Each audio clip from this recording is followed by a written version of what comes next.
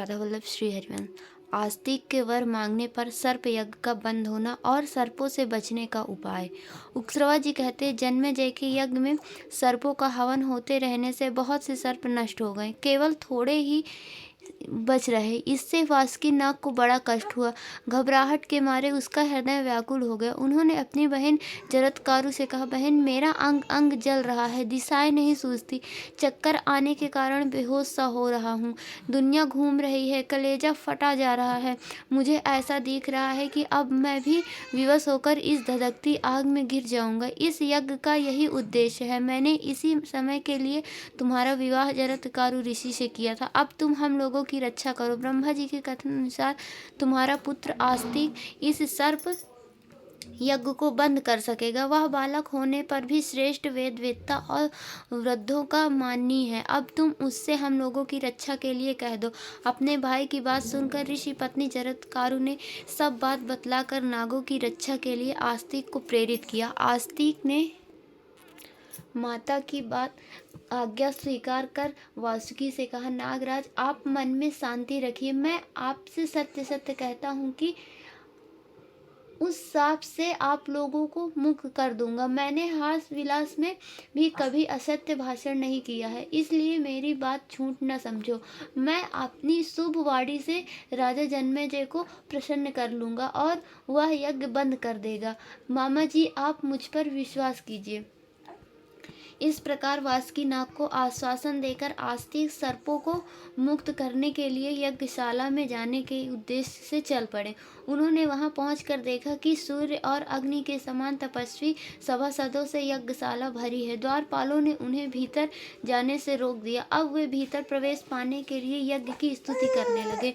उनके द्वारा यज्ञ की स्तुति सुनकर जन्मेजय ने उन्हें भीतर आने की आज्ञा दे दी। आस्तिक यज्ञ मंडप में जाकर यजमान, ऋत्विज, सभासद तथा अग्नि की और भी स्तुति करने लगे। आस्तिक के द्वारा की हुई स्तुति सुनकर राजा, सभासद, ऋत्विज और अग्नि सभी प्रसन्न हो गए। सबके मनोभाव को समझकर जन्मेजय ने कहा, यद्यपि यह बालक है, फिर भी बात अनुभवी वृद्धों के समान कर रहा है। मैं इसे बालक नहीं वृद्ध मानता हूँ। मैं इस बालक को वर देना चाहता हूँ। इस विषय में आप लोगों की क्या सम्मति है? सभासदों ने कहा, ब्राह्मण यदि बालक हो तो भी राजाओं के लिए सामान्य है, यदि वह विद्वान हो तब तो कहना ही क्या। आप इस बालक को मुंह मांगी वस्तु दे सकते हैं।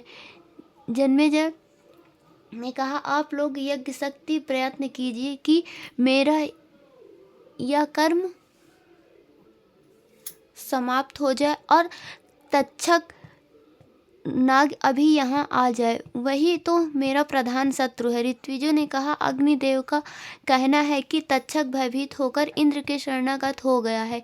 इंद्र ने तक्षक को अभयदान भी दे दिया है। जन्मेजय ने कहा, दुखी होकर कहा, आप लोग ऐसा मंत्र पढ़कर हवन कीजिए कि इंद्र के साथ तक्षक नाग आकर अग्नि में भस्म हो जाए।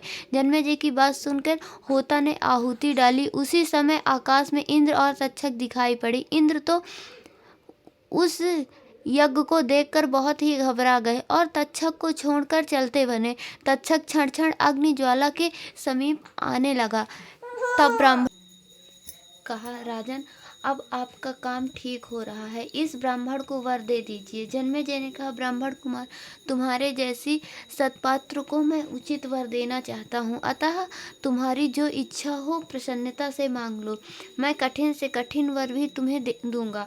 आस्तिक ने यह देखकर कि अब तक्षक अग्निकुंड में गिरने ही वाला है, अवसर से लाभ उठाया। उन्होंने कहा, राजन आप मुझे यही वर दीजिए कि आपका यह यज्ञ बंद हो जाए और इसमें गिरते हुए सर्प बच जाएं। इस पर जन्मेजय ने कुछ अप्रसन्न होकर कहा, समर्थ ब्राह्मण, तुम सोना, चांदी, गौ और दूसरी वस्तुएं इच्छा अनुसार ले लो। मैं चाहता हूँ कि यह यज्ञ बंद न हो। आस्तिक ने कहा, मुझे सोना, चांदी, गौ अथवा अपने मृत्युकाल के कल्याण के लिए मैं अपना यज्ञ ही बंद कराना चाहता हूँ। गौ अथवा और कोई भी वस्तु नहीं चाहिए। मैं अपने मृत्युकाल के कल्याण के लिए मैं आपका यज्ञ ही बंद कराना चाहता हूँ। जन्मेजय ने बार बार अपनी बात दोहराई, परंतु आस्तिक ने दूसरा वर मांगना स्वीकार नहीं किया। उस समय सभी वेदज्ञ सभासद एक स्वर में कहने लगे, यह ब्राह्मण जो कुछ मांगता है वही इसको मिलना चाहिए। सौनक जी ने पूछा, सूत नंदन, उस यज्ञ में तो बड़े विद्वान सौनक जी ने पूछा, सूत नंदन, उस यज्ञ में तो बड़े विद्वान ब्राह्मण थे, किंतु आस्तिक से बात करते समय जो तक्षक अग्नि में नहीं गिरा, इसका क्या कारण हुआ? क्या उन्हें वैसे मंत्र नहीं सूझे? उग्रश्रवा जी ने कहा, इंद्र के हाथों से छूटते ही तक्षक मूर्छित हो गया। आस्तिक ने 3 बार कहा, ठहर जा, ठहर जा, ठहर जा। इसी से वह आकाश और पृथ्वी के बीच में लटका रहा और अग्निकुंड में नहीं गिरा। सौनक जी सभासदों के बार बार कहने पर जन्मेजय ने कहा, अच्छा, आस्तिक की इच्छा पूर्ण हो, यह यज्ञ समाप्त करो। आस्तिक प्रसन्न हो, हमारे सूत ने जो कहा था वह भी सत्य हो। जन्मेजय के मुंह से यह बात निकलते ही सब लोग आनंद प्रकट करने लगे। सभी को प्रसन्नता हुई। राजा ने ऋत्विज और सदस्यों को तथा जो अन्य ब्राह्मण वहां आए थे उन्हें बहुत दान दिया। जिस सूत ने यज्ञ बंद होने की भविष्यवाणी की थी उसका भी बहुत सत्कार किया।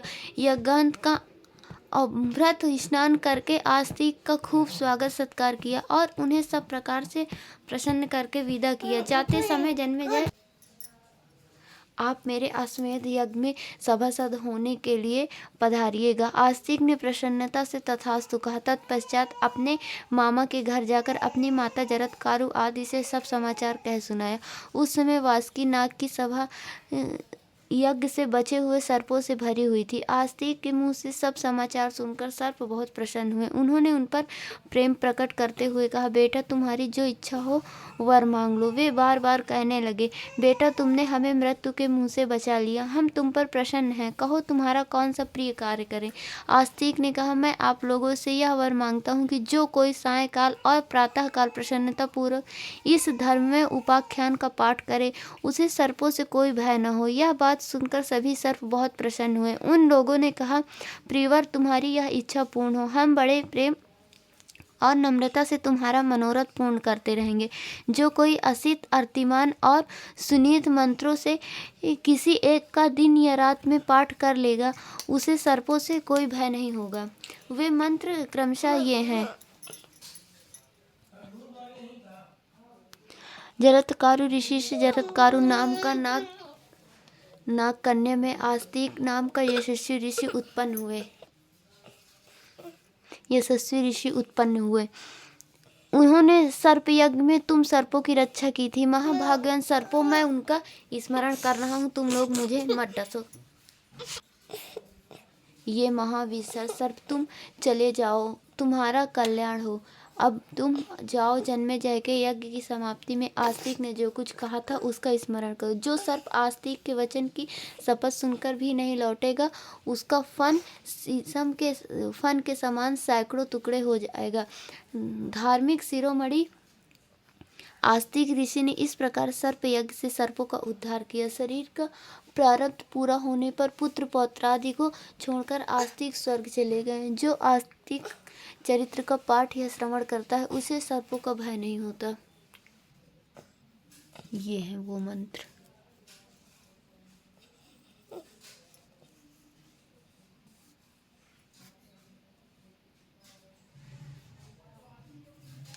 राधा वल्लभ श्री हरिवंश।